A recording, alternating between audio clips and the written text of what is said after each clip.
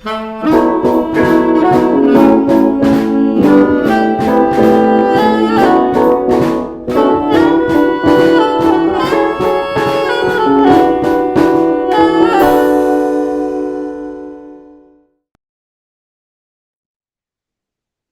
hello, hello, and welcome back to another exciting episode of Nothing Zilch Nada. We're your hosts, Xavier Dean. And Jacob Green. Now, if you remember from last week's episode, we had already set up this plan where we were going to listen to every prominent Linkin Park album. And when I say prominent Linkin Park album, I don't necessarily mean every album. I don't necessarily mean the best ones. I mean the albums that are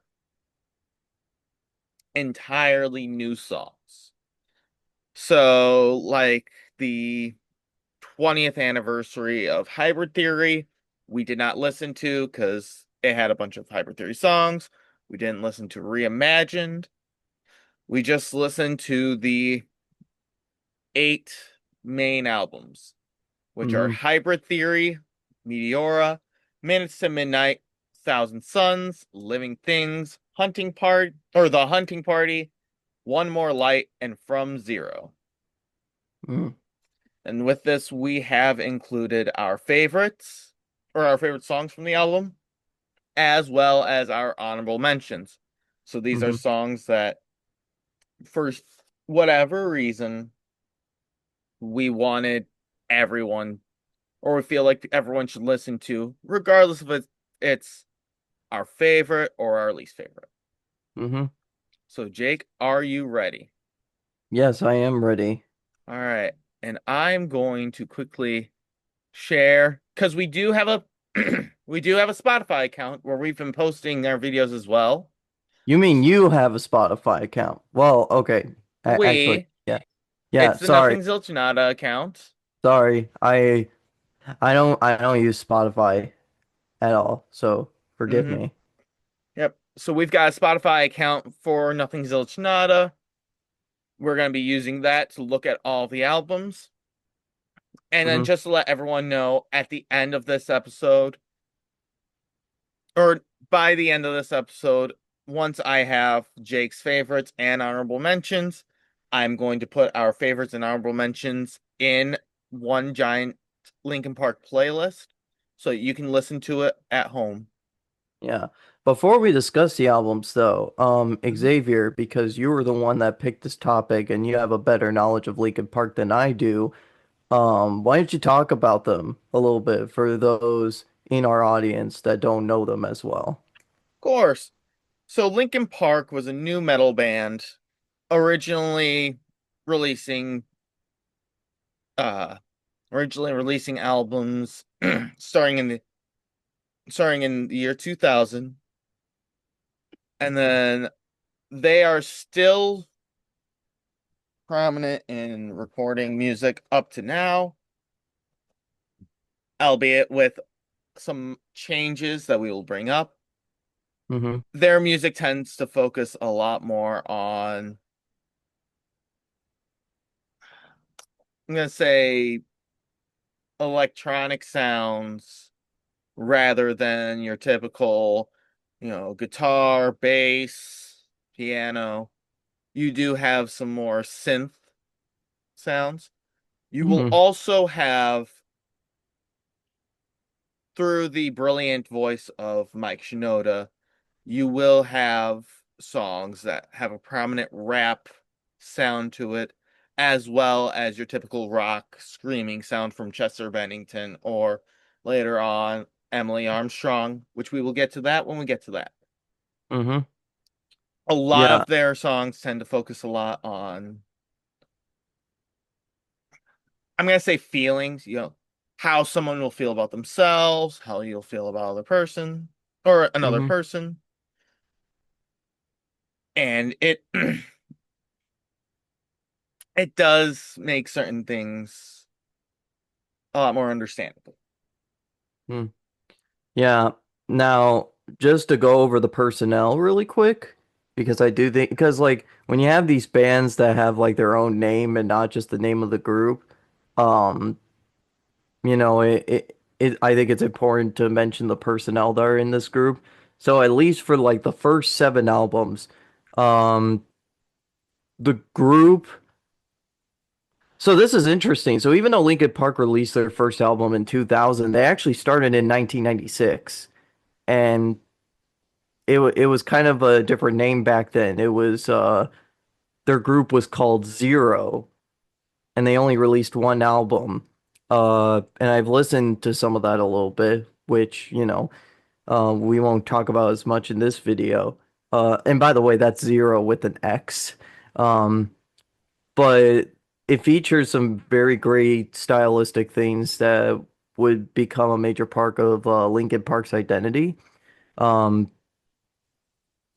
but the first like so the three people that are kind of responsible for forming Linkin Park together were Mike Shinoda, Rob Borden, who was the original drummer for the band, and Brad Delson.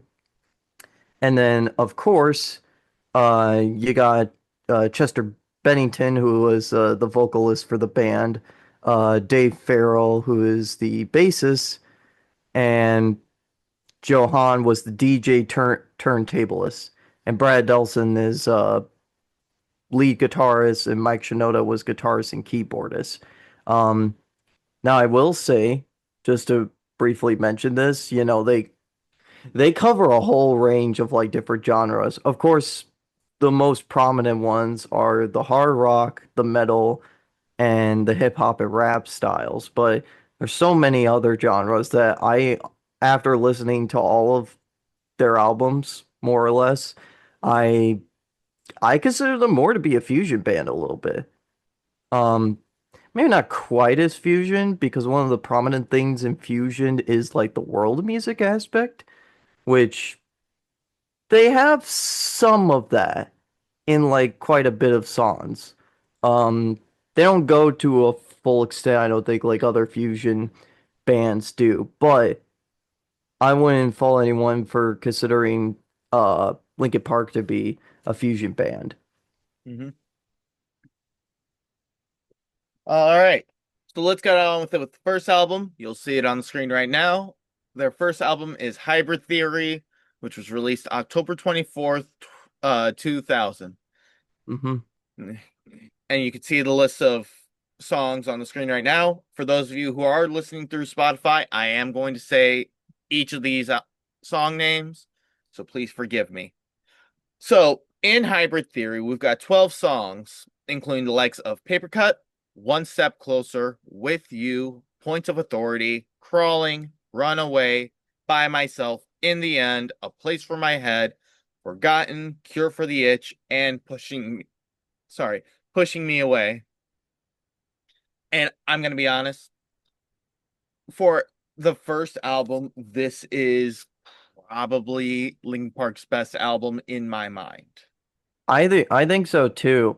I'll say a couple reasons why. So it came out in the year 2000 where hard rock, I think in the early 2000s, hard rock in particular, and metal a little bit too, were very prevalent. Um, I mean, they were all over like some of the media that we were watching as kids or like some of the stuff that we were listening to. Um, but I'll say this when we get to our favorite individual songs, but I realized after listening to this album completely that there is a song in there that I do recognize um because my brother had it as one of his songs on like his playlist. It was that and Kryptonite by Three Doors Down. Okay. All right. So, like I said, we're going to start with our favorite song from the album. So, Jake, what was your favorite song? It's In the End, and that's the song that I remember for when I was a kid. And it was cool to recognize that once I got to the songs, like just that simple piano rhythm at the beginning was what brought my memory back. One thing I should mention too, because we mentioned before that we were going to do least favorite songs, and uh part of the reason why I didn't want to do least favorite songs is like to me a lot of Linkin Park stuff I look at it as like a completed story.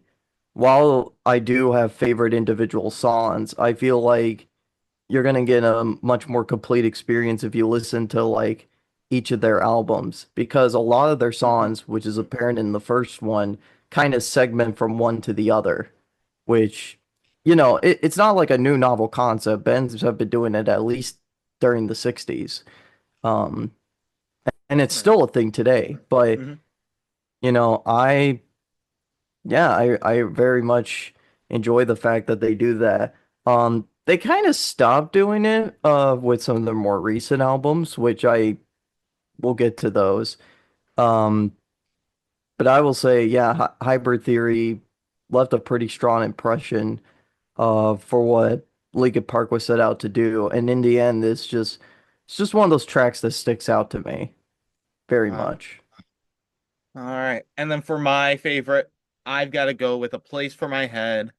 I know it's not one of the overly popular ones that people will come back to, but for me, A Place for My Head was a big running song when I was in cross country. It Mhm. focuses a lot on like trying to find somewhere where you can sort of relax, somewhere where you can regulate. And I feel Mhm. like, especially in times like these, that's something that we're going to need or that we need more and more often. Yeah. Right. So not only are we going to go off of our favorites, we're also going to bring up an honorable mention just because, yes, we want you to listen to the full album. We want you to support Linkin Park. But at the same time, at least I know that going through 8 full albums is rough. So I want to make sure that we also provide songs that we listen to and we like, Hmm. but we feel like other people need to listen to as well. So Jake, Hmm. what is your honorable mention? Yeah. So I will say this now. This is my other reason for like not choosing like a least favorite Linkin Park song is just that to me, least favorites are hard because the most I've said about Linkin Park and for other groups that I think are pretty good, in other genres, is like, oh yeah, that's pretty okay. Mhm. I don't think there was a single Linkin Park song where I didn't like it. Um, it's either I think it's okay or I think it's just not my cup of tea. But I All will right. say Well, my uh go ahead. I was gonna say that's why I was originally thinking like least favorite because you can go through a full album and like every song, but there's that one song that you like just a little less than all the others. Yeah, but it's so hard for me to quantify that because it's like I don't know. I don't know. I have a different view on it, but I Right. will No, say, I understand. yeah, but my honorable mention is actually the first track, which is Paper Cut. There's something that has to be said where your first track kind of has to leave some type of impact. And the Hmm. first time like I listened to Paper Cut, well, first of all, I just like the way that the form of the music takes place. It has a form of repetition to it, which a lot of these songs, they're very melodic in their own way, and they have some form of repetition. But the way that Paper Cut does it, it has a form of repetition that leaves unexpected terms. And I also love the rhythmic interplay, especially towards the end of the song where you have the background vocals as well as um the rap vocals, which is I love that interplay. I think that's a unique thing to Linkin Park a little bit is the juxtaposition of the rap vocals versus the actual um lyrical melody. Hmm. Yep. All right. And then for my honorable mention, I'm gonna go with the song Cure for the Itch, another another song that doesn't really get as much spotlight on the public. For me, Cure for the Itch, I feel like it's a great song, especially for people because I'm a special education teacher. I think about these things. It is a great song to listen to and just listen to all of the moving parts. There isn't really any lyrics. It's sort of like a jam out session in a band, you know. It's like, oh well, let's just see where this takes us. We'll play this, we'll do this, you know, just not not really performing a song or practicing, just like putting some notes in. And Hmm. the fact that they were able to make that into a full song that at least seems like it would help with regulation, Hmm. I feel like is a great thing.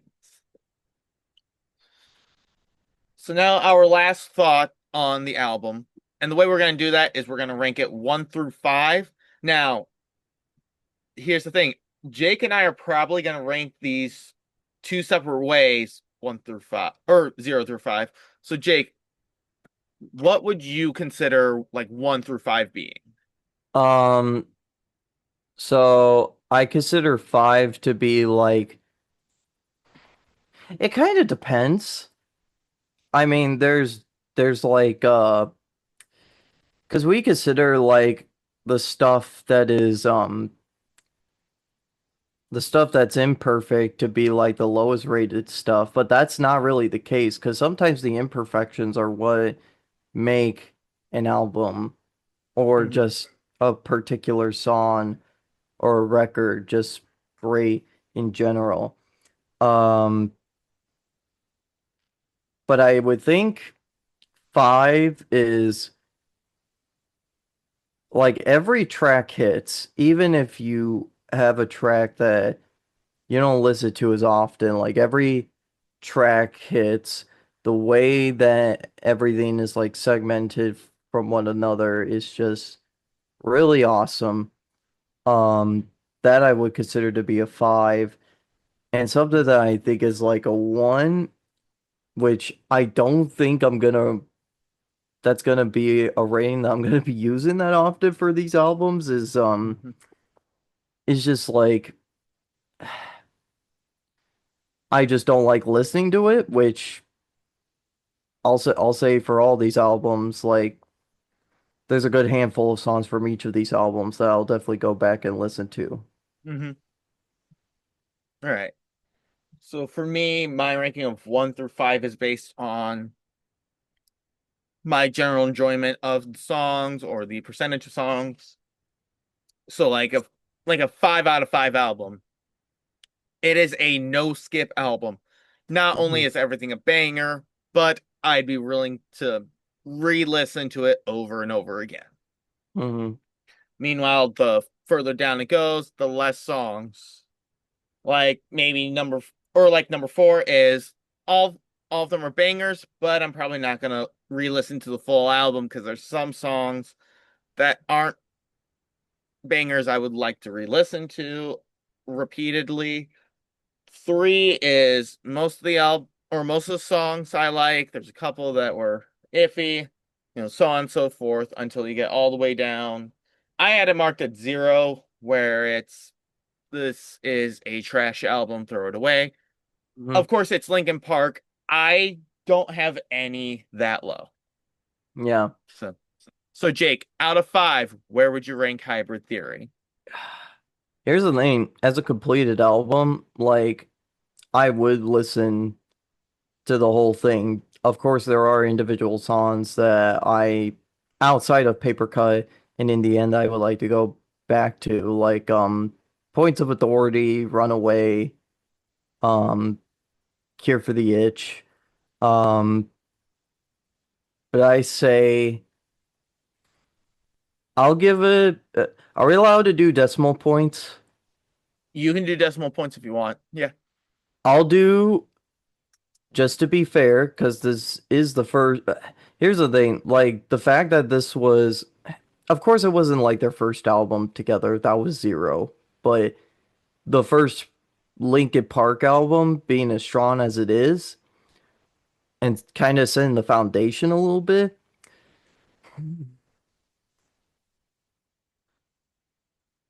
I don't want to be too biased because I really do like it. I'll give it I'll give it a 4.8 out All of right. 5. All right, that's solid. That's solid. I will just give it a 5 out of 5. I not only is this again, we've mentioned that this is Linkin Park's best album in our minds. This is an album I constantly come back to at Hmm. different stages of my life. Of course, it everything is just bangers. Yeah. Nothing but bangers. So that right there is Hybrid Theory.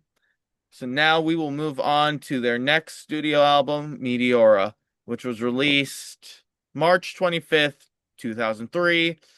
It Hmm. consists of a foreword as well as the songs Don't Stay, Somewhere I Belong, Lying from You, Hit the Floor, Easier to Run, Faint, Figure.09, Breaking the Habit, From the Inside, Nobody's Listening, Session, and Numb. Just like Hybrid Theory, nothing but bangers in this one. Yeah, I was actually kind of surprised a little bit. Um, so this is something I want to mention too, because you were saying like number of tracks being like part of like the way that you rank things, and I actually don't think that at all, because it kind of it's di again it's different for every group because they're more into like short segmented songs. It makes sense why they have a bunch of songs. However, you look at something like jazz records as an example. You can have a jazz record that only has like 4 or 6 songs, but it could be just as long as a Linkin Park album, All you know. right. So like I mean, like it's cool to have a bunch of songs, don't get me wrong, but uh I definitely don't want these to be like overcrowded. That being said though, I actually do really like Meteora. In fact, I I probably say it's more on par with Hybrid Theory. Of course, it goes for some different stuff compared to Hybrid Theory. Um and honestly, like in terms of a favorite song that I have, I'm tied between two, but I'm actually gonna go for Nobody's Listening as my favorite song. And that's mainly because they feature the Sakahashi flute in it, or what sounds like a Sakahashi flute. There's a particular sound to it. Um, but of course, like the song in there, it hits very well. Um, again, I'm trying my best because I've only been given like a couple weeks to listen to these songs, and I actually did not get a chance to listen to all of these last week just because I was gone a lot and I was not in my car where I had full free range of my Bluetooth. So, the past couple days was me trying to scram it because I really wanted to legitimately like listen to these. Um, Mhm. and I am gonna go back to these. Um, But I will say that my favorite song for right now is like Nobody's Listening. All right. So for me, I gotta say my favorite song is the last song of the album, which is Numb. Just this overall feeling of I don't even know how you'd say it. Basically, the song talks about how you're pushing yourself to be someone that you're not, you don't want to be, to a point where you no longer feel anything. You don't feel your emotions, you don't feel like yourself. It is a deeply impactful song. I feel like everyone has felt like this, at least at some point in their lives. Mm-hmm. And I'm not gonna lie, this is probably Linkin Park's best song they have ever released. Yeah, I actually have Numb as an honorable mention. I was gonna put that as like my favorite song because I do like Numb quite a lot. And the fact that here's the thing, the fact that it's the last song on the album, it's surprising like how popular it is as a song. Um, also, this is the other thing too, and I had to look this up real quick, but this song trips me up a little bit because it reminds me of Immortals by Fallout Boy a little bit. Okay. Like just like the sound at the beginning mostly. Of course the songs are different, but like and You the only know, I reason I can see that. I can see yeah, that. yeah, and I've not listened much in terms of Fallout Boy, which I know Xavier, you've talked about you want me to listen to that one next in the future, which Mhm. I will I will definitely want to. But yeah, yeah, Numb is great, and it's an honorable mention for me. All right. So then my honorable mention is Faint. And I could have gone anywhere with the honorable mentions. I could have gone with Breaking the Habit. I could have gone with Somewhere I Belong.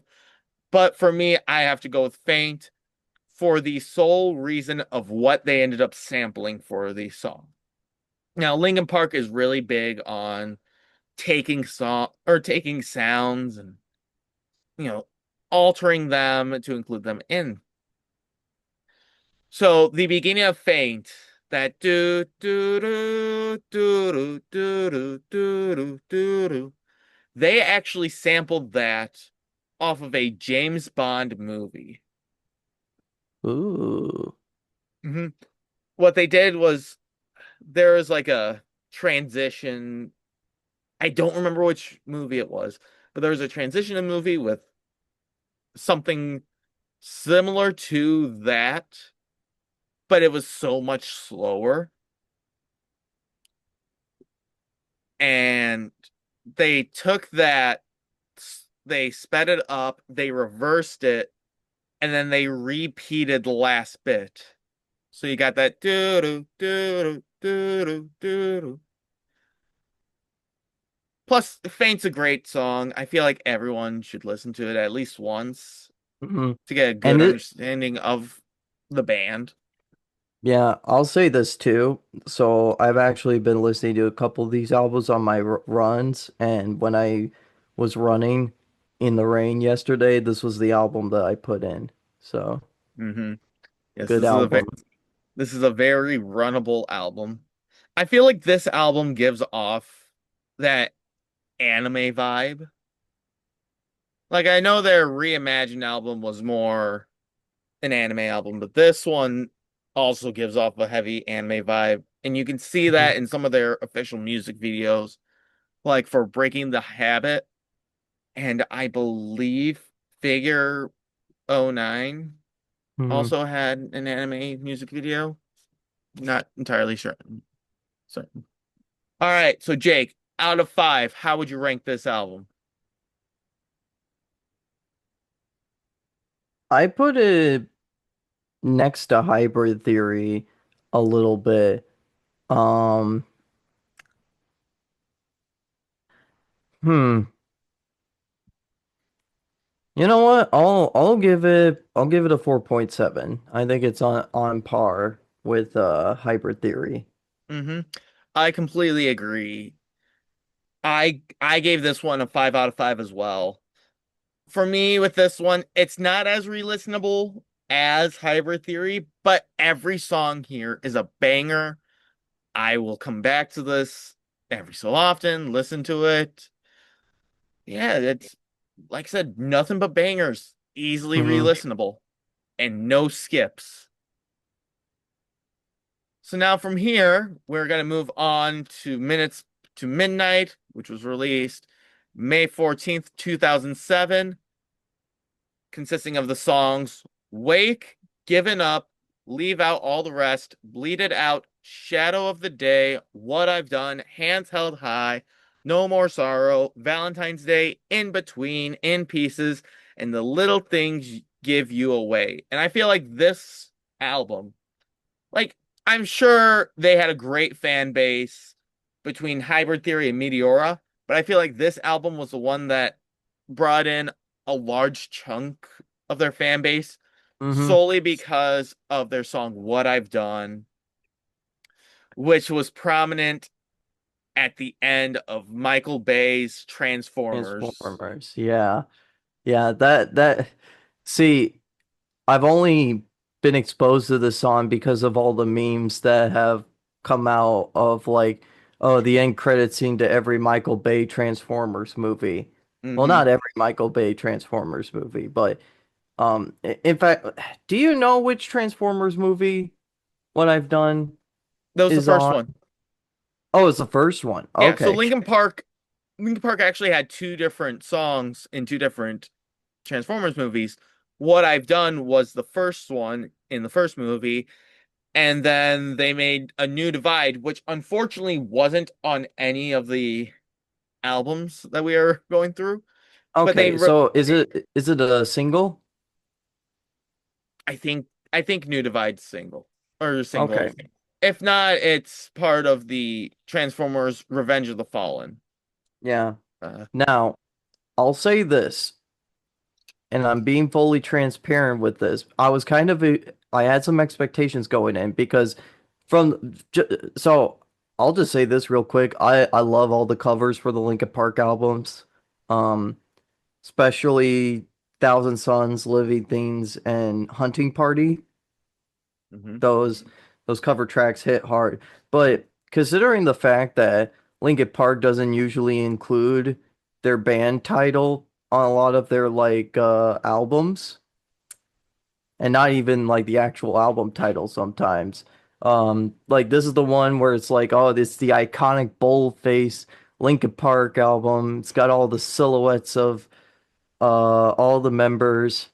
mhm, Um, it's got that cool black and white look to it, kind of very James Bond-esque a little bit.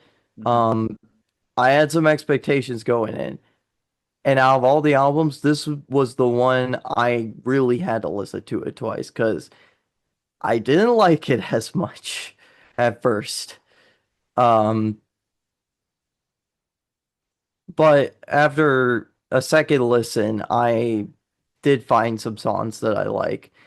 Um, there were two that were kind of up in the running for me. Hmm. And I think the one that stuck out to me the most was probably Hands Held High, just because that one has some different sounds to it, especially with the whole choir theme that they have going on, almost like it's very sacred, which I very much appreciate. The other one I will say is probably an honorable mention, and I haven't gone back to this track recently, but I remember it. I remember it as I see the title. Um, and here's the thing. I think my main reason why I don't hold this album as high is because I think a lot of their songs to me feel a little bit derivative from their previous two albums. To me, there wasn't that many things that stuck out to me. Yeah, I can agree with that one. W- I the songs in Minutes to Midnight and Meteora, I tend to flip the album around just because it's like, if someone mentions Bleed It Out, I'm mentally thinking, oh, it's from Meteora. It's like, no, Minutes to Midnight because of how similar they sound. Hmm. All right. So before I go to uh my favorite and my honorable mention, what's your honorable mention, Jake? My honorable mention is the final track, The Little Things Give You Away. I remember that track just hitting really hard at the end. Hmm. I was almost gonna say giving up, And in fact, I do like Giving Up and Bleed It Out. And yes, even What I've Done, Hmm. despite its iconic status. Um, but I think the little things give you away. Again, it's like the final track of an album, it's surprising Hmm. like how well like those like hit for me. I mean, you can't walk away from an album okay. You have to have some pain. All right. So Jake, you want to hear something really funny? What's that? You called me out Did because I? I wrote down that my favorite is What I've Done. It's really close because there are so many songs in this album that I listen to over and over again. But What I've Done has that iconic longevity. And it could seriously be just because of Transformers. But What I've Done has become one of the biggest hype songs for me from this band. Hmm. Where, whether it's, okay, I need to think of an inspirational speech, so I need to listen to a song in the background so I can come up with one. Or Hmm. if it's, okay, I need to get back up, I gotta get going. So that's what I wrote as my favorite. And then I had written down two honorable mentions because I figured you were gonna have one of them as an honorable mention, Hmm. which you didn't, but you mentioned both of these. So you mentioned Hands Held High, which was the one I was gonna go with, Hmm. but instead I'm gonna go with the song "Given Up" by Linkin Park. It is a it is a great song about how out of everything you've faced with how it comes back twice as hard, just feel like you need to give up. Plus, it holds a world record. You know that scream, just that in Yeah. like external guttural scream, Hmm. the 7 second scream. No one has been able to replicate it, or 17-second scream. No one has been able to replicate it. Maybe the Wednesdays my dude guy can top that. No, no, not like that. Have you seen that video? I Um, have as not long like as that. Wednesday. I have seen so many videos where these like music majors or music reviewers will go and listen to the song and dissect that scream.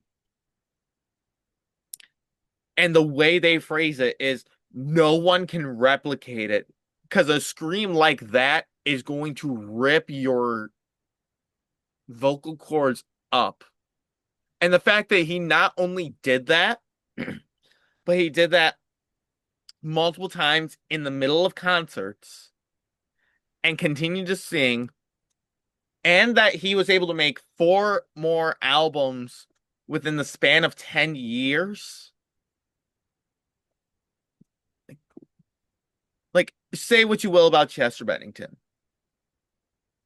He had such a strong, or he had such a strong vocal Hmm.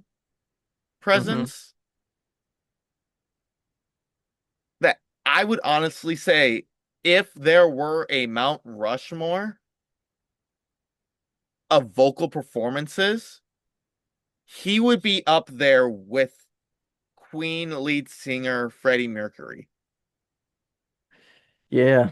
Yeah, that's for sure. Hmm. So, moving on from that, Jake, what do you rank this out of five? So there aren't as many songs for me that I would come back to. I don't think this is a bad album. It's still pretty good. Um, but I am gonna rank it lower than the others, and I'm gonna give it a 4 out of 5. I understand that. I'm going to just because this is another one of those albums I will come back to repeatedly. I still consider this one a 5 out of 5 album. Mm, It may not hold the same weight as Meteora or Hybrid Theory, but it is still right there. hmm All right. So now All right, moving. real Yep. quick, Xavier, while you're talking about this next album, I have to use the bathroom real quick. Cool. All right. All right. I'm alone now. So this next album is called A Thousand Suns. Say. So let me get to that, or go to Linkin Park's official page. That works too. This album was released on September 8th, 2010. So 3 years after the last album. And it has, if I remember correctly, this is their longest album that they have released, or at least the longest album we're reviewing today. This includes songs like The Requiem, The Radiance, Burning in the Skies, Empty Spaces, When They Come For Me, Robot Boy, Jordana del Muerto, Waiting for the End, Blackout, Wretches and Kings, Wisdom, Justice, and Love, Iridescent, Fallout, the Catalyst, and the Messenger. And I'm gonna be honest, this album sort of took a little dive for me. Not saying it wasn't a great album. It's still a great album. I enjoy most of the songs here, but there's some songs that it was really hard for me to listen to with the same feel as the others.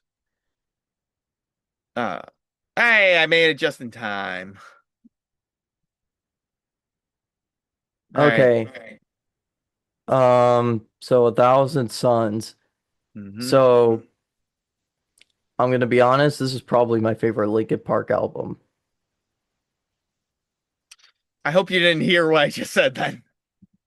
I've heard part of it. I heard you saying this one's really hard for you to listen to. There were a few songs that were hard just because they didn't give the same feel as some of the other songs. Well, I'll say this. Um, I appreciate the fact that Linkin Park experiments a lot with different songs. I feel like if they were to still continue some of the same stuff that they were doing with the first three albums, because for me, like Minutes to Midnight, again, still being a good album, I felt like if they were to just continue on with it, that it wouldn't be as memorable for me. But Thousand Suns was probably a big shot in the arm in terms of some of the stuff they did differ for it. Um, I Mm-hmm. mean, they still do like similar things that they've done from their previous albums. So the way that everything is segmented together, the fact that there are tracks in there that are just sound, and not having to do with vocals is pretty great Mm-hmm. in my book. And this is one where I love most. In fact, I think I like all the songs in that album. Um, well, I mean, the ones with just sound, I mean, I'm not gonna count those as like my favorite songs, but they're just as important. Again, this is why I'm saying that like um people should listen to the full albums because those segmented tracks are just as important as the ones with the vocals in it. Mm-hmm. Yep. All right, Jake. What would you say your favorite song from this album is? Well, I like a lot of these different songs, and this is one I think I listened to this one at least three times just to make sure. I mean, I love uh the two opening tracks, before we get to the main one, Burning in the Skies. And I love the Empty Spaces. Um, but honestly, I say my first, this may be unpopular, but like I really like Robot Boy. Okay. There's something about that one that really hits hard. There's one that comes close, but I'm saving that for my honorable mention. But I really like Robot Boy. All right. And then for me, I would say that my favorite is When They Come For Me. So I I'm a big imaginer. So sometimes when I'm listening to songs, I like to imagine different scenarios. We kind of touched base on this a couple episodes ago, or not a couple episodes ago, like maybe 9 months ago when we were discussing movies and how I'll listen to songs and create movies. Hmm. I That song doesn't necessarily come up with a movie for me, but it comes up with a scenario. And the Yeah. scenario is like, especially when I'm running, I will imagine myself running through a jungle being chased by a hunter and Hmm. just barely outrunning him, but mocking him at the same time, like outrunning him, and mocking him. This might be the one Linkin Park song that I repeat the most. Hmm. So, yeah. So my favorite is When They Come For Me. Yeah. My honorable mention is The Catalyst, which did come close as being one of my favorite songs, and it's still one of my favorites. Um, Hmm. Again, song hits pretty hard. I feel like I'm not doing a good job when it comes to descripting these. I wish I actually had 2 weeks to listen to all these albums because I'm someone that likes to listen to albums quite a number of times, even Hmm. if it is my favorite. Because every time I go back and re-listen to an album or a song, I pick up stuff that I didn't listen to before on Hmm. my first go around. Or like with Minutes to Midnight, I had a second change of an opinion when I had listened to it. Um, so I apologize if I'm not doing the best describing my feelings towards why I like these songs right now. Hey, But no worries. No worries on that. Huh. All right, so I've written down the catalyst for you as an honorable mention, mhm, and I'm gonna say that my honorable mention is Wisdom, Justice, and Love. mhm, It is one of those tracks where instead of like singing involved, you have a solid instrumental in the background, and then you have like a speech saying, you know, oh yeah, I now that you mention it, I really do like Wisdom, Justice, and Love. hmm Again, I love a lot of these songs. Like I didn't mention the rest of them, but like Waiting for the End, Wretches and Kings, Fallout, The Messenger. Again, for me, this is the album that I think I'll go back and listen to. right, right. So for me, Wisdom, Justice, and Love. Like I said, I love when bands make an instrumental and then they will have a voiceover of a speech. Hmm. So, and that's pretty much my big reason why it's an honorable mention. I feel like those kinds of tracks in an album are easily overlooked because people will be like, Hmm. "Oh, they're not singing; they're just talking." I'm just gonna ignore it. But you can all like each of these are spoken for a reason. It's Hmm. like, yes, music's powerful, but it is much more powerful when you have music playing and all you're doing is talking. So now, with that being said, Jake, with it being your favorite album, where would you rank it out of five? I'll give it a 5 out of 5 for me. Yeah. Um, Again, Mhm. this is one I will go back and listen to. It may not be the Linkin Park album that everybody will go back to the most, but for me, this is the one. Mhm. I get that. For me, I'm gonna give this a solid 4 out of 5. Like I said, this may have been a harder album to listen to because it didn't share the same feels as the other songs, but Mhm. I'm not gonna lie, this is still full of bangers. It's not full enough of bangers where I will come back to it on a regular basis, but I'm not gonna deny that these are all great songs that can Hmm. easily be come back to.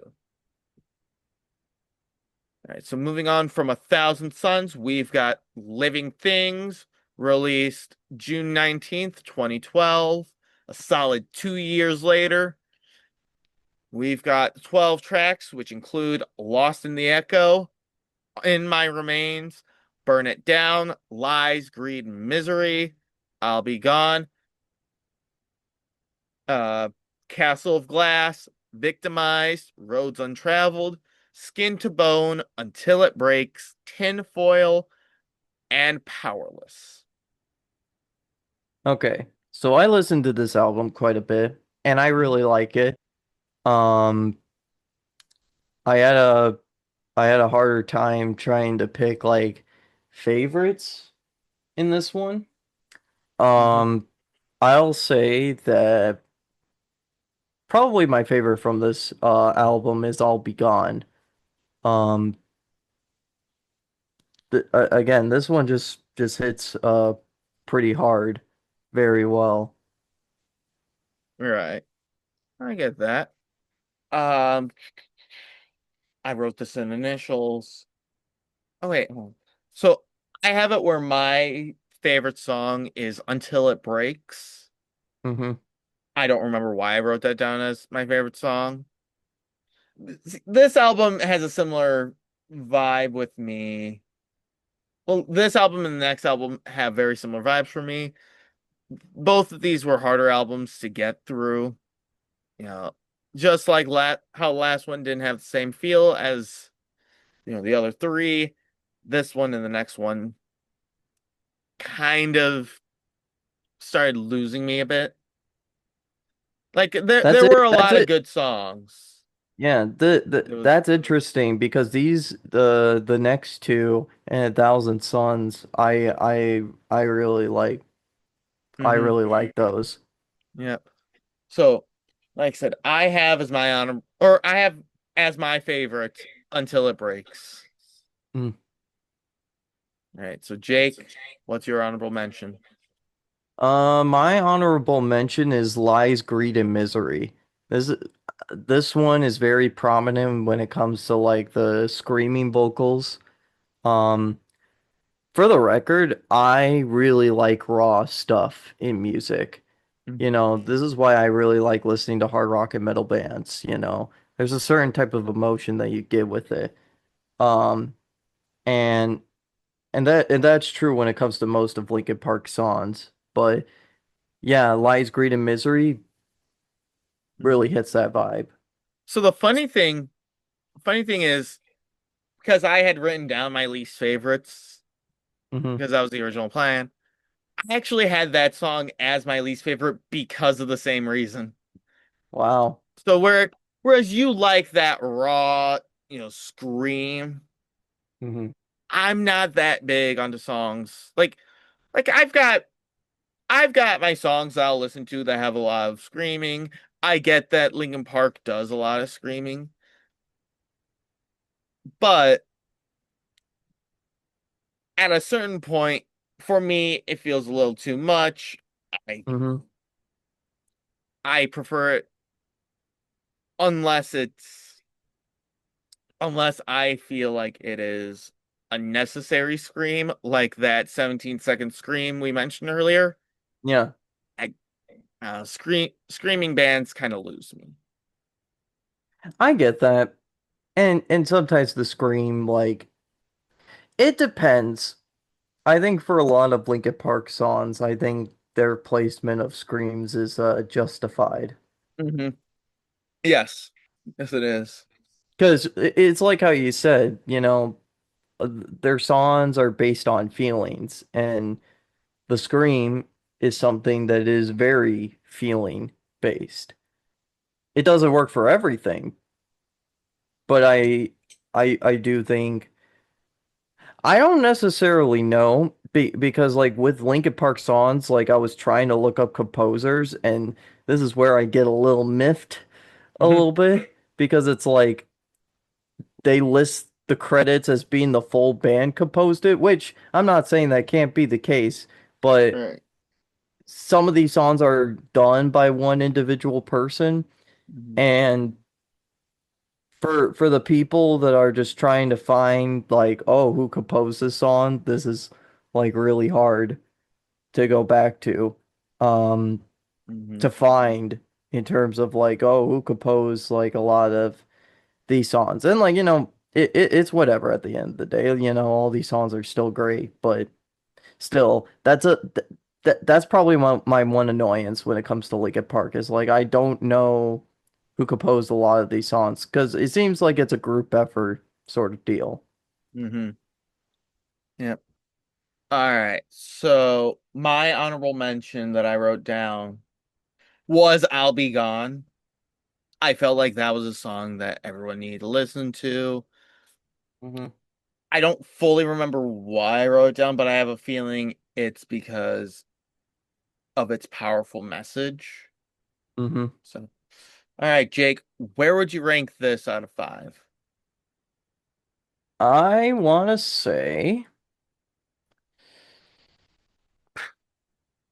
geez. So again, with the more recent albums, because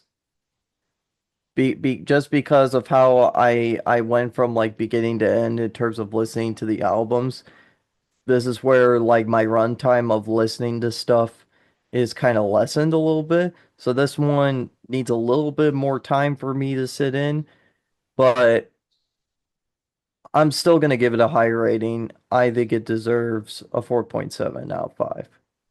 I get that. I get that. I have this one marked down as a three. Like I said, that I couldn't really get into this album. They Hmm. had a lot of great songs. There were a lot of great, bangers for me. Hmm. It's just it has some of those songs that I will skip because either they scream too much or I just can't get into it. And this is probably an album I'm not gonna revisit as frequently. So moving on from here, we've got The Hunting Party, Which which I love this album cover. It goes hard. it does go hard. So The Hunting Party was released in 2014. Again, solid 2 years after. Linkin Park is just out here going ham on new music. And we've got the tracks of Keys to the Kingdom, All for Nothing, Guilty All the Same, The Summoning, War, Wastelands, Until It's Gone, Rebellion, Mark the Graves, Drawbar, The Final Masquerade, and A Line in the Sand. And I feel like compared to Living Things, this one does get a notch up for me. Hmm. It's still not all the way. That's still not one of those albums I'm gonna go come back to, but it is Hmm. still one of those albums that I can agree has a lot of bangers. So Yeah. Jake, what is your favorite song? It's guilty all the same. Uh, You know, something that we haven't touched on as much is the fact that some of these tracks, um, even in like Hybrid Theory, they feature certain artists, mhm. as well, which is cool that they do that. Um, but Guilty all the same, it hits certain emotions, uh, that really just like vibe well with me. And again, it hits very hard. I love the vocals in that one. Just a great song. All right. And for me, I've got All for Nothing, the track right before it. That's funny. That's my honorable mention. Ah, What this is a running trend for us. Whatever is our favorite is our honorable mention. yeah, because we have it where Meteora, my favorite was Numb, and that was your honorable mention. Uh, Minutes to Midnight, your favorite was Hands Held High, and one of my honorable mentions was Hands Held High, and now I've got All for Nothing. No, Hmm. but I I love what the stories or what the song's conveying. I feel like it is a masterfully put together song. Hmm. And I'm gonna be honest, other than my honorable mention, I'm probably gonna go back to that song over and over again. Hmm. So speaking of honorable mentions, you mentioned that this one was yours. My Hmm. honorable mention is Final Masquerade. Yeah, I remember really liking that song. It Again, is. I think out of all the Linkin Park albums, I need this one to sit in just a little bit more. Hmm. Because the last two albums are still fresh on my mind because I just listened to those yesterday. So, um, and because of that, in terms of giving this album a rating for me, I really like this. This makes me think I need to I do need to re-listen them again, and maybe my Hmm. ratings will change in the future. Yep. Well, I'll that's the give. fun part about when you go and rate things. Like, Hmm. like you can rate things when you're younger and or you can watch so rating things, watching things, listening to things, you're gonna have a lot of differences, especially between the beginning of your life and the end of your life, or however long it is. You could watch something with a certain mindset earlier on, that's gonna change later on. And Hmm. I feel like I'm gonna have to bring this up when we get to the next album, Hmm. but you know, as we age, as we mature, as we go through more experiences, Hmm. we will change our ideas. You know, like maybe 5 years from now, when I say that Hybrid Theory is probably my favorite album, that might end up changing to Living Things, which I will say is probably my least favorite album that came Hmm. out of this band. Or who knows, maybe I'll say, my favorite song from Minutes to Midnight was What I've Done, but maybe Hmm. it'll change to Hands Held High, which was one of my honorable mentions. Hmm. So, all right. Yeah. I'll say for giving a rating for this, Mhm. I'll give this one a 4.8. All I right. I do. I'll say I like this a little bit more than Living Things. Um, this one I might even go back to more than Living Things, but it sets up the groundwork that I think that album set up, which A Thousand Suns set up, and Mhm. like those three albums to me kind of hit the core for what I like out of Linkin Park for me. Not to say that I don't care for their earlier albums. Again, I really like Hybrid Theory and I really like Meteora, Mhm. but yeah. Yeah. So for me, I marked this as another 3.5 or 3 out of 5.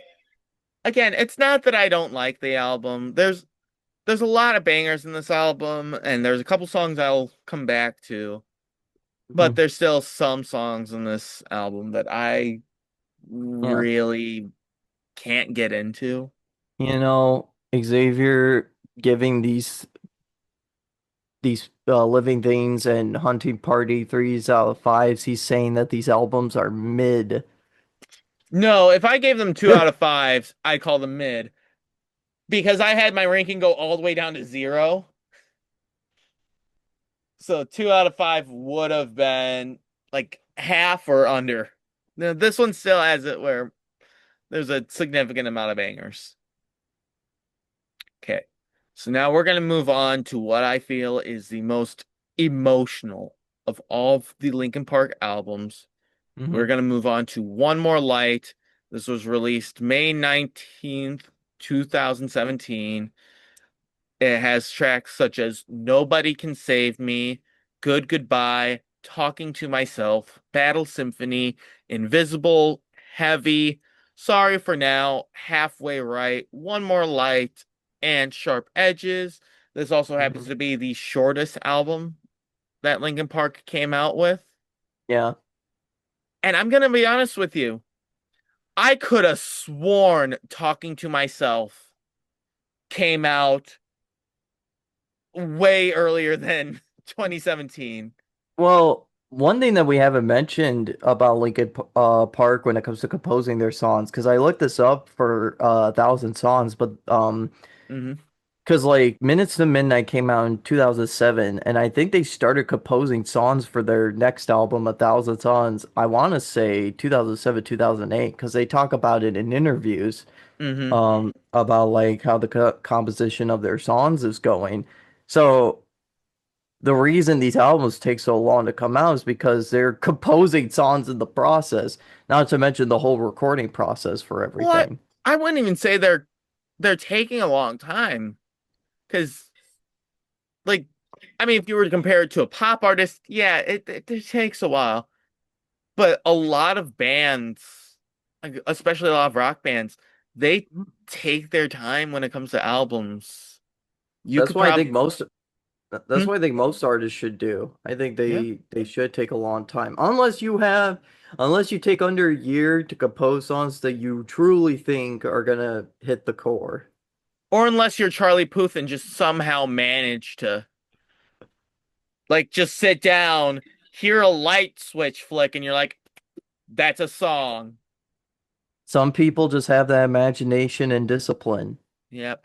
It takes both. Hmm. No, but like I said, I feel like this is Linkin Park's most emotional album.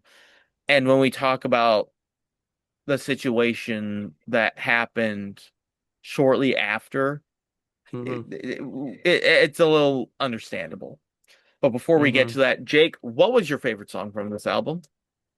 Okay, so because this album is more fresher to me, I will definitely agree with you that I think this one is probably that, and honestly, the next one I think hit certain emotions. Um, honestly, uh, you know what? I'm gonna say Good Goodbye is probably my favorite from this album so far. Um, I was also thinking One More Light and Sharp Edges and Sorry for Now Hmm. kind of hit pretty great too, but Good Goodbye hits certain emotions in it that I really appreciate. I will Right. say the thing about this Linkin Park album that, and this is a totally a biased thing, but they kind of stopped segmenting like all their songs. So while the songs on their own sound great individually, it's harder to convey the complete vision with this album. But that means that, like, if you listen to this song individually, it's not like you'd be missing out or anything. But I don't know. I don't know. Maybe it's just a me thing. That's not why that's not even a thing for like um the music that I enjoy because some of my favorite albums that I listen to don't do that. It's just Linkin Park has done that so much now with all their earlier albums Hmm. and their other ones with Thousand Suns and Living Things and Hunting Party that when you go to this one it was something that I noticed. Right. So if you had asked me when this album came out, what my favorite song is, it would be something different than what it is right now. But right Hmm. now, I would say my favorite album is One More Light. This whole, you know, I care if one more, or I care if someone goes away. I care if, like, I care about you. Who cares if there's, like, it's a song about our mortality and how in the billions of years that the world has been around, we're not even a speck in time. Hmm.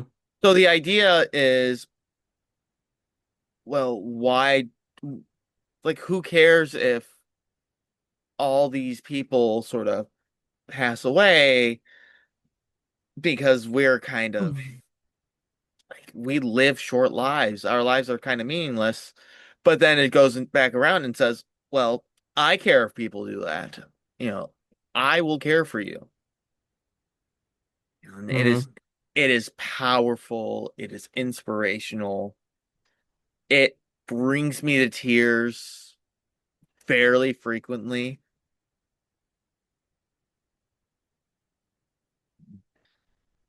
If it wasn't my favorite, this would easily be my honorable mention. Mm-hmm. Speaking of honorable mentions, Jake, what's yours? Yeah, I think I do like One More Light. Maybe I would put it on the same level as Good Goodbye. I will have to come back to it, but either way, um, I really like Battle Symphony as an honorable mention. Something about that is again, hits certain emotions. Hmm. Oh, I get that.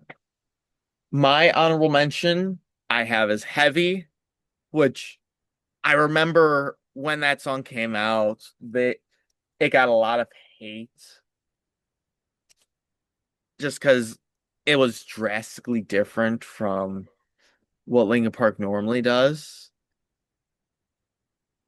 But it's a song about the unbearable weight of the world on your shoulders, how, you know, we get nothing but problem after problem building up. I can relate to this song in certain ways, and it conveys the emotions really well. I like the duality of Chester Bennington's vocals and Kiara's vocals.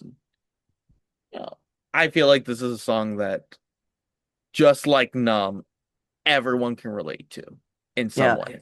Again, I think I really like Heavy too. Again, I wish I've been wanting to be more prepared for this topic, but I was Mhm. not expecting with how last week turned out in terms of like, because like to just say how busy my week was last week, not only was I in Tennessee, but I was also in the process of like moving my stuff out.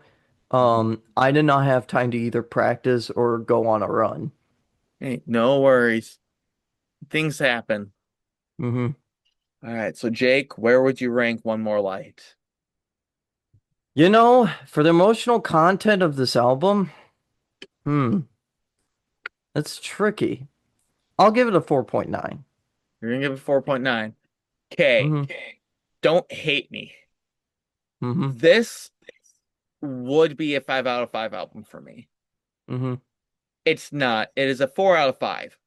And the reason being is the One More Light live album, which it's the concert that came from this album. Those songs that I was talking about, One More Light, Heavy, they get performed live, but they are performed in such a different way. And it's not even those two. It's you take because in concerts you don't just play the new stuff and leave the old stuff to rest. You go back, you play the popular stuff. Mm-hmm. It arguably has my favorite form of crawling, and of course, you can't have Linkin Park without Numb. But because of my bias towards the live one, I kind of brought myself down to a 4.5 with One More Light. Again, nothing but bangers. And I would re-listen to this if I felt that it were better than the live performances. All right. So now Yeah, we I've not listened to a lot of the live Linkin Park albums yet, and I actually do want to go back and listen to like their remixes because I'm actually curious about Living Things because it's an yeah. acapella version. Mhm. Which, So, Jake, I am gonna say with the live One More Light, mhm, I feel like that album is better to listen to with someone else in the room because it does like just has One More Light is probably the most emotional album Linkin Park has released. The One More Light live conveys that emotions in such a way where you need that extra backbone with you. mm. All right, so So now so this is an album you have to listen to with another woman. I wouldn't even say that. I'd say I'm I'm joking with that one for the record. I know. But I would say you need to listen to it with your safety net, whether that is another family member, whether it's a best friend. If your safety net is a woman, your safety net's a woman. If your safety net's a man, no judgment. That that works. Just someone who you feel safe around. That's the kind of album this is. Mm, It's like the movie What Dreams May Come with Robin Williams. That movie you should not watch alone. You have to watch it with someone else. Because if something like it, that is how much it touches emotions. mm, Speaking of touching emotions, I'm gonna go through a full story before we move on to our last album. mhm, So as we mentioned before, this is Linkin Park's most emotional album. Well, that's because the lead singer, Chester Bennington, was going through a rough time mentally. In mhm, fact, he had In fact, you can hear it all the way back to A Thousand Suns. I mean, technically, you could hear it all the way to Hybrid Theory, but it didn't get to the extent until A Thousand Suns, mhm, where you start hearing his battle. And of course, part of this comes from stardom, part of it comes from back then a lack of awareness for men's mental health.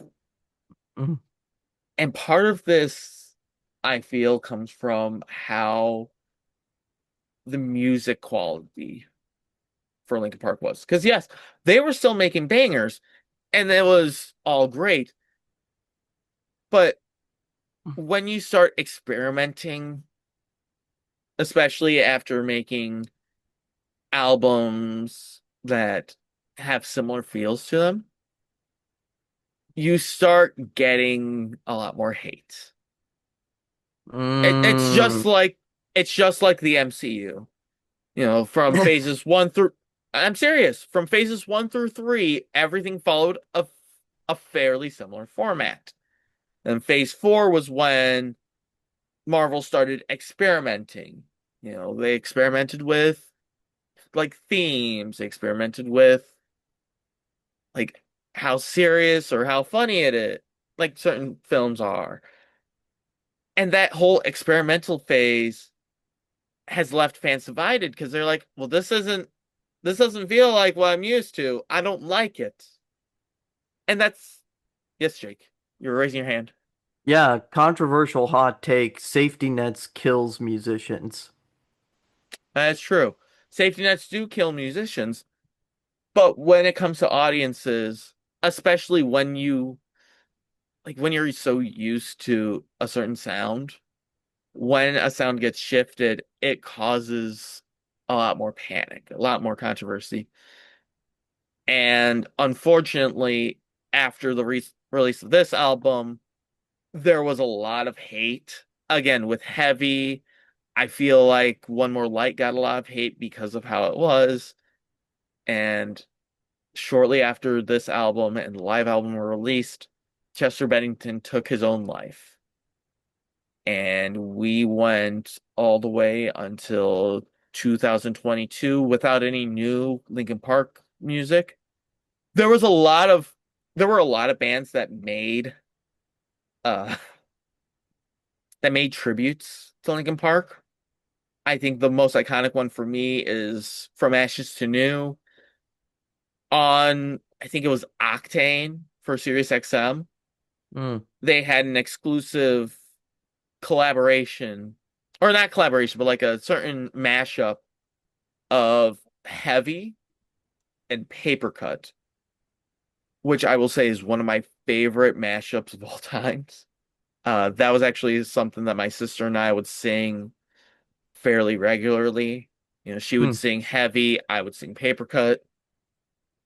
But this is, but you know, this and Linkin Park would still go out and have concerts without Chester, but instead of having it where they sing Chester's parts, because Linkin Park was so impactful to so many people, they Mm-hmm. had the fans, they all sang the songs. Mm. And if you ever go online and watch those concerts, you will feel just how loved Chester Bennington was. And again, it's a shame because we don't think about these things. We say, we may go and say something hurtful, and we're not sitting here like, oh, this is gonna have that big of an impact. We're just sitting here like, so what? It's a word. It's something said. But it's like if I were to walk up to a kid whose big dream is to become an astronaut, and I'm like, you'll never make it. Astronauts are smart. You're not. Like, like in my mind, that might not be something big, but to that kid, I just walked up to them and shattered their dreams. Chester Bennington was that kid. And in this scenario, I was those people who listened to the music and was like, eh, it's all right. It's not great. It's different. But after, I want to say 5 years of no new music, Linkin Park did come out with their 20th and or it wasn't even that. It was shortly after that Linkin Park came out with their 20th anniversary of Hybrid Theory, and then a couple years after that they came out with the 20th anniversary of Meteora. And I can't remember which album they did this for, but one of the albums they ended up taking samples from songs that they never released and released them. So you got the song Lost, where you got to hear a new song sung by Chester Bennington. And I believe there was another song they released about or with his voice, Mm-hmm. but Lost was the big one. And it brought a lot of people back to Linkin Park. Mm-hmm.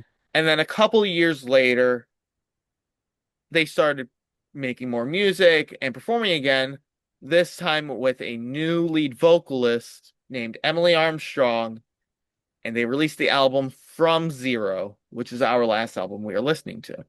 This Yeah, album was what's that? I wanted to mention real quick too. Yeah. So their drummer that was previously in the band, I'll look at this back up because I had that window closed.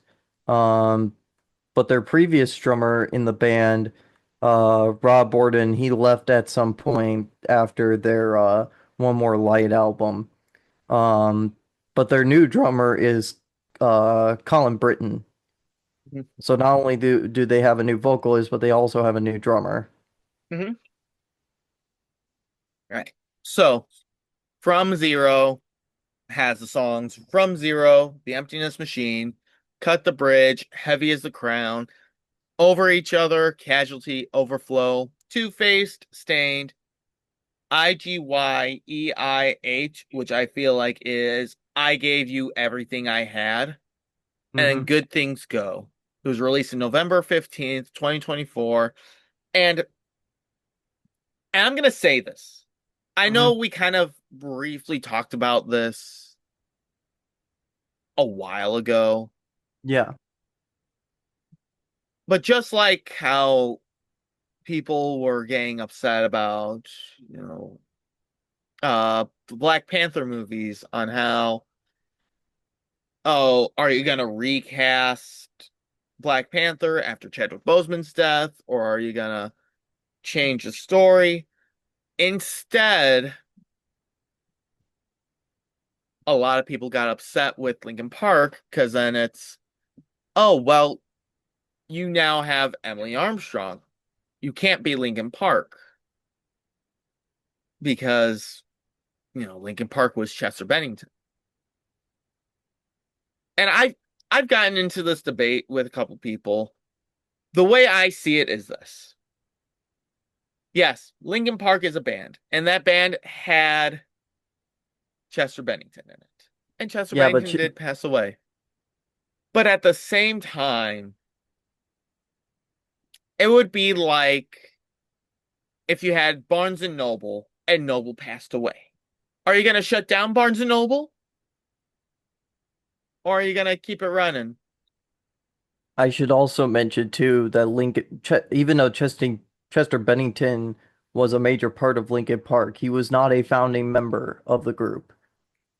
You know, you still got those three core members that Mhm. are still there. Right. Well, even then, for me, when people start complaining about when, oh, there's a change, so it has to be different, things like this happen all the time. Yeah, yeah. Like, Here's the thing. hmm, Music changes all the time, hmm, because people come and go, like whether it's death or retirement or whatever, hmm, they're not able to like sing or play anymore. The hmm, stuff happens. We need to have musicians stepping up all the time. And hmm, especially with stuff happening in our generation where it's not just people making music anymore, it's the robots that are making music. You hmm. know, we gotta Right. have people stepping up. And Hmm, look, they not be the brightest shining star at first, but that hmm. doesn't mean you should take them down. You know, you gotta you gotta guide them a little bit. Right. Guidance And, helps a long way. right. And I mean, I know Emily Armstrong isn't Chester, but that's not what she's wanting to do. I think she's Uh, doing a phenomenal job filling in those shoes. yeah, I like her. I like this album. Yeah, this is a great album. I'm fresh out of it, of course, but like I really like it. Hmm. All right. So, Jake, since we're talking about what we liked about it, what's your favorite song from this album? You know, I like a lot of these songs from this album, but out of all of them, the first track, Emptiness Machine, goes really hard. It goes really hard. There's some other ones that come close for me. One of them I think should be is an honorable mention. But yeah, I there's something about the Emptiness Machine, something that I think is Hmm. just new in terms of the fact that Emily Armstrong, because like, Linkin Park is primarily a boy band, it's all dudes. So the fact that they have a female vocalist that Hmm. has a different range compared to some of the other vocalists that are in the band is a great juxtaposition. And Emptiness Machine, I think, really helps to demonstrate that. But besides that, it just hits hard. Yes. So for me, I would say my favorite is Overflow. Again, this is one of those well put together songs. It is something that I'm going to come back to over and over again. It is a banger. So, Jake, honorable mention. Um, so again, I'm fresh out of the album, but what's the song that has those silent breaks at the beginning? Do you recall? That I don't. Give me one sec. Because those silent breaks, I mean, they've done like silent breaks before, but not in the way that they space it out, where it's just silence, Mm-hmm. where it's like I'm trying to recall it. Um, because like I'm not sure if it was because again, I like a lot of these songs. I like Stained. I like I Gave You Everything I Have. Over Each Other is great. I love Cut the Bridge and Heavy is the Crown. Casualty is great. Hmm.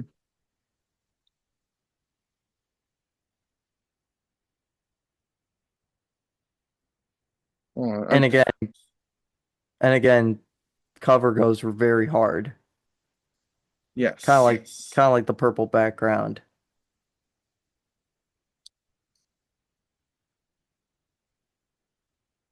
Stained. That's the song that does that. Okay, it was Stained. Okay, I thought so. Yeah, Mhm. my honorable mention is Stained. Your Those Honor. those drum breaks at the beginning where it's just silence, I've not heard them do something like that before, and I love it. Yep. All right.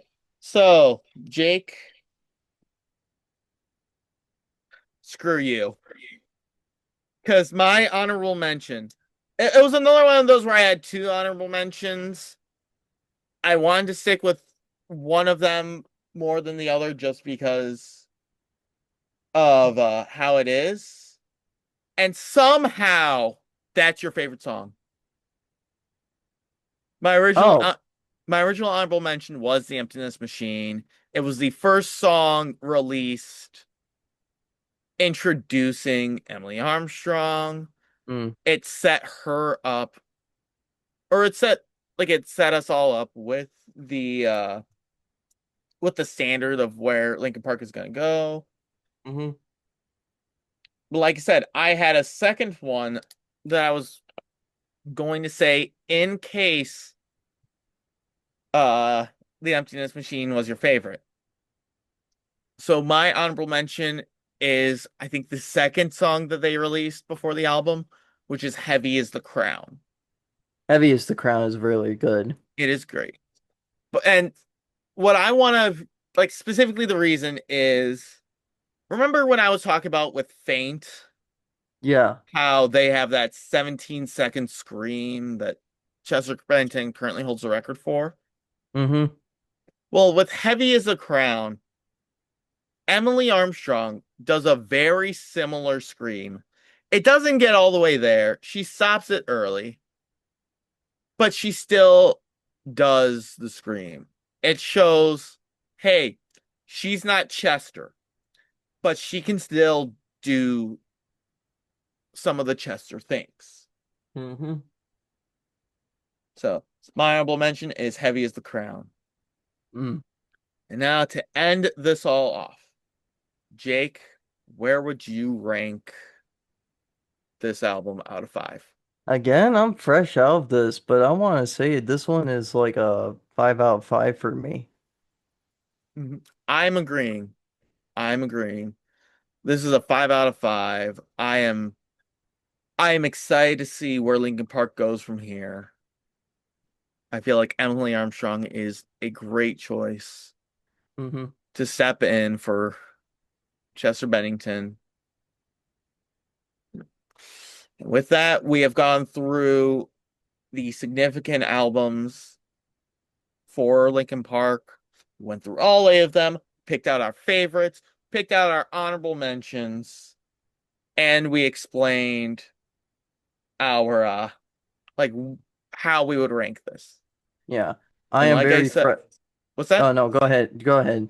And like I mentioned earlier, I am going to put our favorites and honorable mentions on a playlist. That way you can all listen to what we have and understand where we're coming from or completely disagree with where we're coming from with these songs. Mm-hmm. So, anything else you want to add, Jake, before we finish this? Well, yeah, I'm still fresh out of Linkin Park. So, Hmm. um my opinions are still kind of fresh in terms of like just being exposed to these albums. Again, I want to be more prepared for this topic, but it just ended up not working out. Hey, Um no so I worries. promise that the next time we do whatever you want me to do next with this, that um I will do my best to be more prepared for that one. Again, this stuff takes me a while for me to get like a solid opinion out Hmm. because I'm for the most part I've been going based off of like initial first listens. Right. Um, but I do hold my stance that I like a lot of their stuff. I've not listened to much of their stuff up until now. So when their new album comes out, whenever that happens, I'll make sure to listen to that one. Hmm. Um, but that means since Xavier is introducing something new when it comes to these types of episodes, I will also try to find stuff that he hasn't listened to much or not at all. Hmm. I'm not sure exactly what I would be doing yet, but I'm sure I'll think of something. I'm sure you will too. And please, Jake, go as obscure as you want. Like I said, I've been listening to these albums while I'm reading. Hmm. I already have a great friend, basically a cousin of mine, Mm, who has been sending me an album a week. mm, This week was Hosier. I got to listen to that, yep, or last night. It was mm. great. Yeah. But yeah, go wild with it. Yeah. If you want Well, to, go a little weird with it. yeah. Well, it's not necessarily about that. I don't care about how weird we get with this. It's more so like, particularly when it comes to the stuff that I usually listen to, it's Hmm. like just finding the right thing to start off with. I get that. Um, but we'll see. Yep, We will see. you will. But that is all for this episode. I hope all of you enjoy it. I hope all of you get a chance to listen to the Spotify playlist that we will post in the description. And we will see you next week for another episode. Until then, Mhm. I'm Xavier Dean. And I'm Jacob Green. We're wishing you a wonderful day. Stay safe, stay cool or warm, depending on where you're at. I know the weather Mhm. around where we are is starting to cool down a bit, but Finally. yeah, I know. I know. And stay dry out there. We've had a couple rainy days. Hmm. We'll see you in the next episode.